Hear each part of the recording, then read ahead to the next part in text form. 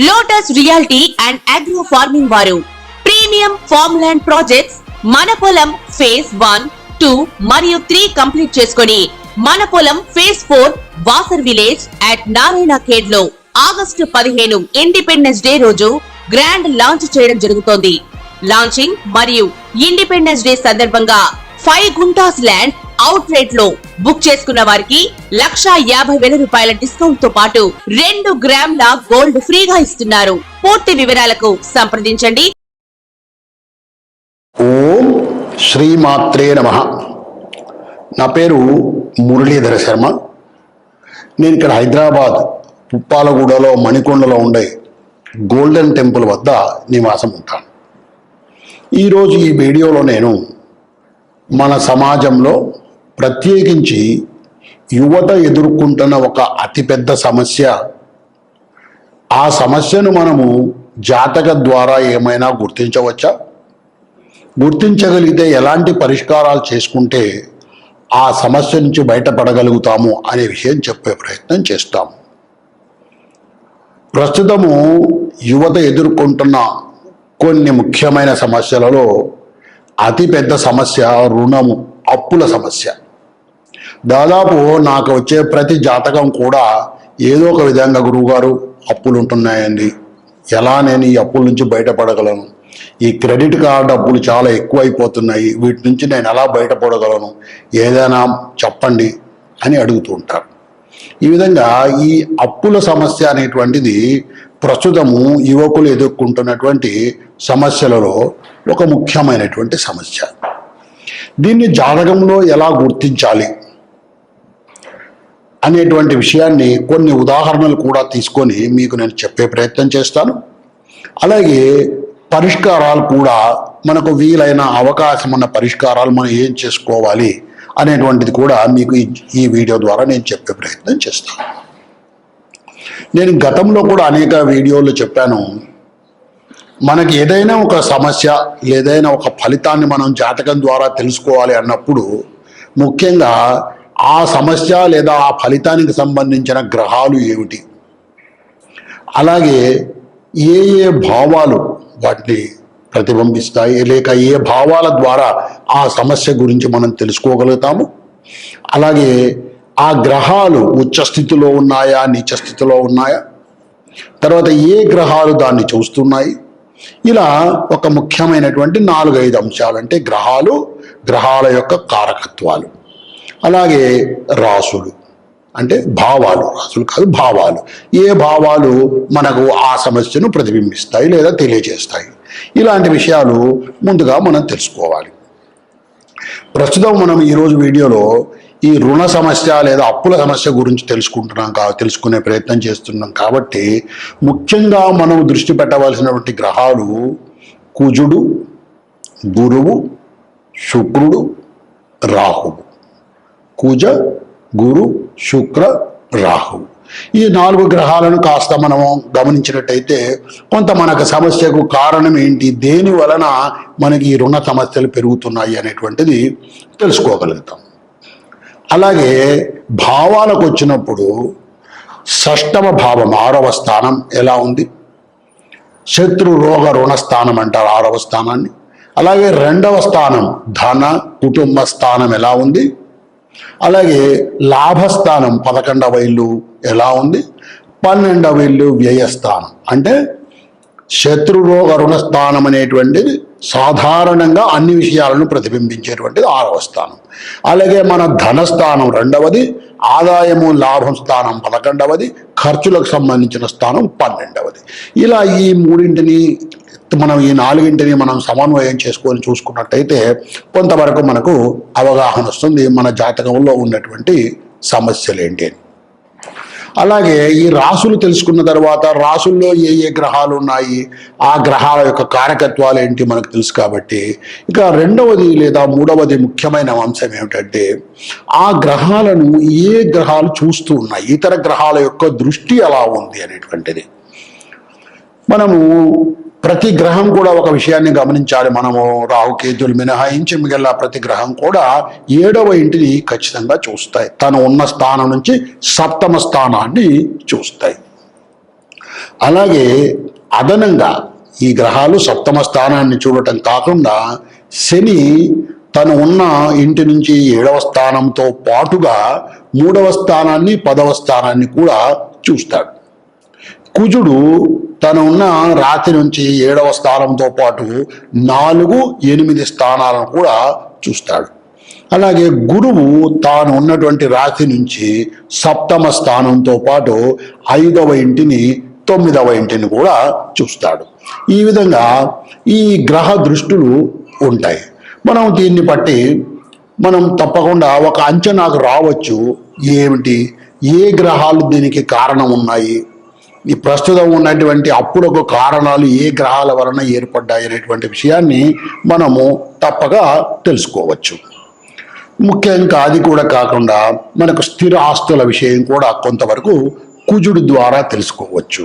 అలాగే చంద్రుడి యొక్క స్థితి, మన మానసిక స్థితి ఎలా ఉందనేటువంటిది చంద్రగ్రహం ద్వారా, చంద్రగ్రహం ఎక్కడ ఉంది, ఏ స్థానంలో ఉంది, ఏ గ్రహాలతో కలిసి ఉంది, ఏ గ్రహం యొక్క దృష్టి ఉంది చంద్రుడి మీద అనేటువంటి విషయం ద్వారా కూడా మనము తెలుసుకోవచ్చు.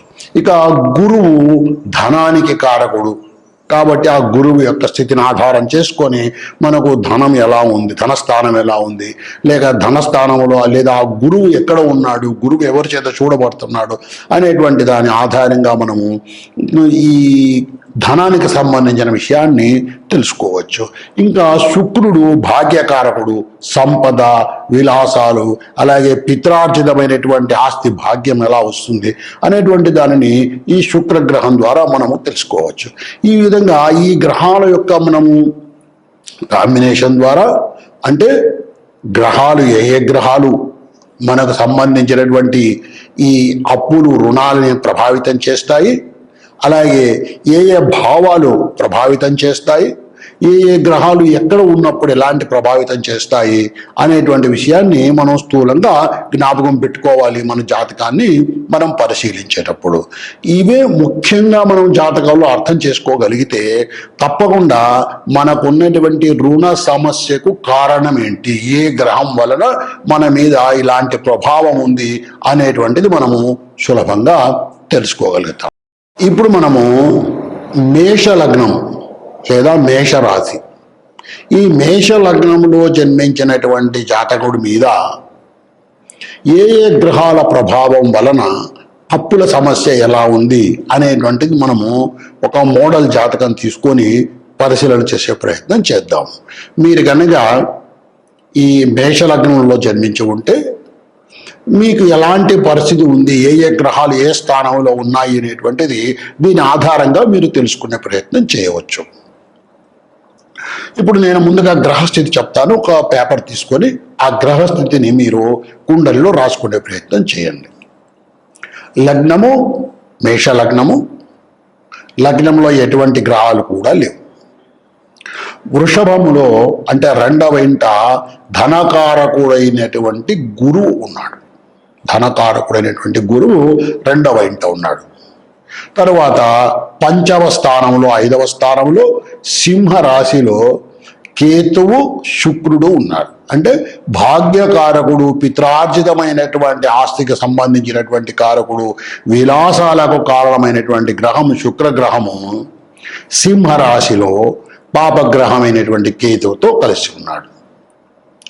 అలాగా 6వ ఇంట కన్యా రాశిలో రవి, తులలో బుధుడు, ధనుస్సులో శని, కుంభంలో రాహువు, మీనంలో చంద్రుడు, కుజుడు ఉన్నారు. ఈ విధంగా గ్రహస్థితి ఉంది. మరొకసారి గ్రహస్థితి చెప్తాను. మేష లగ్నము, లగ్నంలో ఎటువంటి గ్రహాలు లేవు. వృషభంలో గురువు ఉన్నాడు.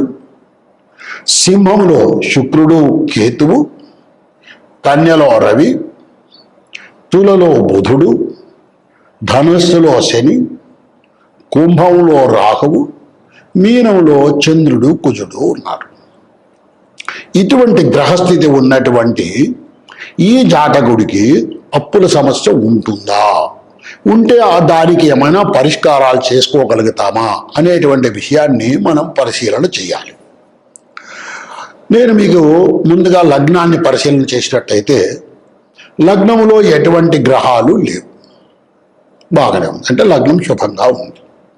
లగ్నానికి ఏ గ్రహం యొక్క దృష్టి ఏదైనా ఉందా అంటే బుధ గ్రహం యొక్క దృష్టి ఉంది. బుధుడితో ఏ వేరే గ్రహాలు కూడా కలిసి లేవు.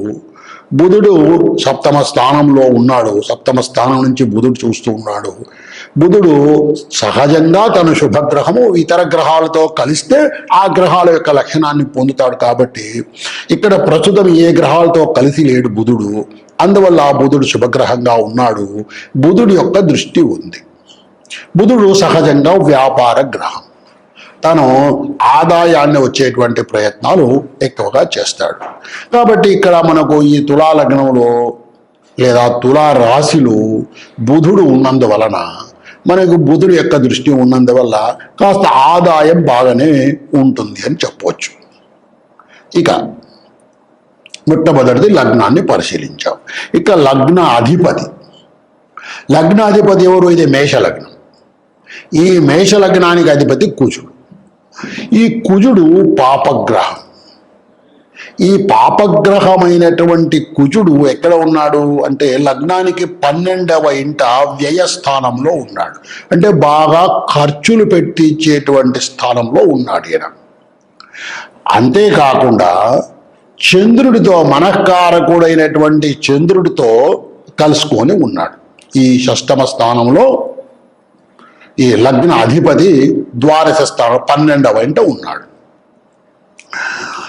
ఈ విధంగా ఈ చంద్రుడుతో కలుసుకున్నటువంటి కుజుడే సహజంగా పాపగ్రహము, బాగా ఖర్చులు పెట్టించేటువంటి లక్షణం కలవాడు.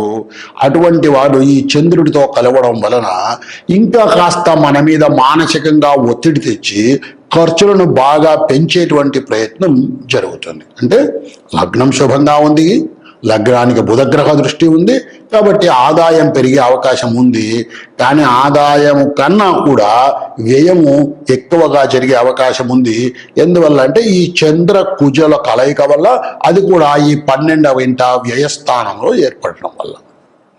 లగ్నానికి సంబంధించిన విషయాలు తెలుసుకున్నాం. ఇక షష్టమ స్థానం 6వ ఇల్లు, శత్రు రోగ రుణస్థానం. ఈ షష్టమ స్థానము కన్యా రాశి. ఈ కన్యా రాశికి అధిపతి బుధుడు. ఈ కన్యా రాశి అధిపతి బుధుడు సప్తమ స్థానంలో ఉన్నాడు, బాగానే ఉన్నాడు. కానీ ఈ షష్టమ స్థానములో 6వ ఇంట కన్యా రాశిలో రవి పాపగ్రహం ఉన్నాడు, తీవ్ర గ్రహం ఉన్నాడు. అంటే ఇక్కడ ఈ పాపగ్రహము తీవ్ర గ్రహమైనటువంటి రవి 6వ ఇంట ఉన్నందువలన తప్పకుండా ఈ ప్రభావం ఎక్కువగా ఉంటుంది. అంతేకాకుండా ఈయనకు శని దృష్టి కూడా ఉంది, అలాగే కుజ దృష్టి కూడా ఉంది. ఈ కుజ దృష్టి, శని దృష్టి, ఈ 2 పాపగ్రహముల దృష్టి కూడా ఈ షష్ఠ స్థానం మీద ఉంది.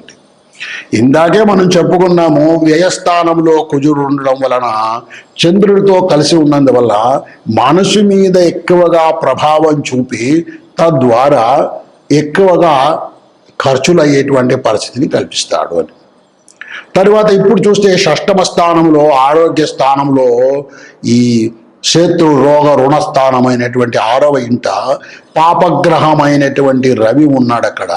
తర్వాత ఆయన ఆరోగ్య కారకుడు, కారకో భావే భావనాశ అని చెప్పి ఈయన అక్కడ ఉండడము, శనిగ్రహం యొక్క దృష్టి ఉండడం వలన ఇటువంటి జాతకుడికి అనారోగ్య సమస్యల వల్ల కూడా డబ్బు ఎక్కువగా ఖర్చు అయ్యే అవకాశం ఉంది. అంటే ప్రత్యేకించి ఈ రక్తానికి సంబంధించినటువంటి, అంటే బీపీ లాంటివి కావచ్చు, మానసికంగా సమస్యలు ఉంటాయని చెప్పాను, దానికి తోడు కూడా ఈ బీపీ లాంటివి తోడయి మరింత ధన వ్యయం ఎక్కువగా జరిగేటువంటి అవకాశం ఉంది.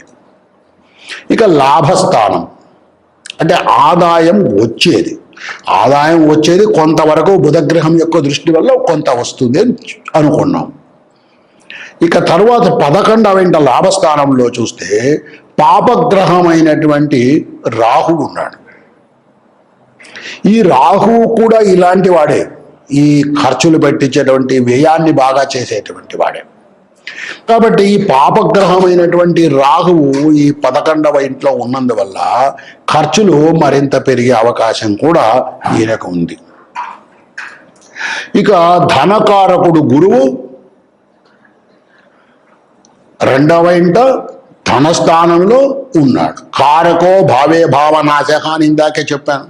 అది కాక ఇది గురువుకు శత్రుక్షేత్రం. అంటే ఒక శత్రుక్షేత్రములో ధనస్థానములో గురువు ఉన్నాడు. చూడండి అలాంటి పరిస్థితి ఉందో. ఒకవైపు చంద్రకుజుల కలయిక వల్ల మానసికమైనటువంటి ఒత్తిడి, 6వ స్థానములో రవి ఉన్నందువల్ల ఆరోగ్య సమస్యలు, లాభస్థానములో రాహువు ఉన్నందువలన రావలసినటువంటి డబ్బు సక్రమంగా టయానికి రాకుండా పోవడం, ఇలాంటివన్నీ జరిగే అవకాశం ఉంది ఈ జాతకుడికి. ఈ ధనకారకుడు కూడా ఏమైంది, శత్రుక్షేత్రములో ధనస్థానంలోనే ఉండడం వలన ఆ వచ్చినటువంటి ఆదాయం కూడా అతని వద్ద నిలకడగా స్థిరంగా ఉండేటువంటి అవకాశం లేదు. ఇక స్థిరాస్తి, పిత్రార్జితమైనటువంటి ఆస్తి, భాగ్యము ఏదైనా వస్తుందా అంటే శుక్రుడు 5వ ఇంట సింహరాశిలో శత్రుక్షేత్రంలో ఉన్నాడు. పాపగ్రహమైనటువంటి కేతువుతో కలుసుకొని ఉన్నాడు. మరి ఇటువంటి పరిస్థితులలో మనకు పిత్రార్జితమైనటువంటి ఆస్తి వచ్చే అవకాశం లేదు, ఆ డబ్బు మన వద్ద ఉండే అవకాశం లేదు. దానికి తోడుగా ఈయనకు కాస్త ఈ 5వ స్థానంలో ఈ శుక్రుడు శత్రుక్షేత్రములో ఉన్నందువల్ల ఆ వచ్చేటువంటి స్థిరాస్తి లేదా పిత్రార్జితమైనటువంటి ఆస్తి ఏదైనా వస్తే అది కూడా అనవసరంగా వ్యయమైపోవటము, శత్రువులు, తగాదాలు, ఘర్షణల వల్ల ముందే 6వ ఇంట పాపగ్రహమైనటువంటి రవి ఉన్నాడు. ఈ 5వ స్థానంలో ఈ శుక్రుడు కూడా ఉన్నందుకు, శత్రుక్షేత్రంలో ఉన్నందుకు ఆ వచ్చిన ధనం, పిత్రార్జితమైనటువంటి ధనం సంపాదించుకోవడానికి కూడా పెద్ద పోరాటాలు చేసి సంపాదించుకోవాల్సినటువంటి పరిస్థితి వస్తుంది.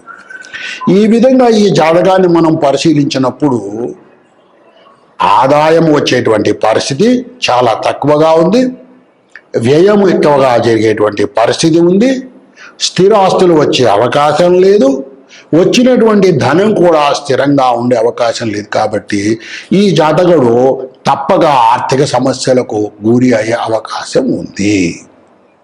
మరి ఇప్పుడు ఈ జాతకుడు ఏం చేయాలి? ఈ మేషలగ్నంలో జన్మించినటువంటి జాతకుడు ఇలాంటి ఆర్థిక సంక్షోభంలో లేదా ఇబ్బందుల్లో ఉన్నప్పుడు ఏం చేయాలి అంటే కొన్ని పరిష్కారాలు తనకు శక్తిలో ఉన్నంత వరకు తను చేసుకోగలుగుతాడు.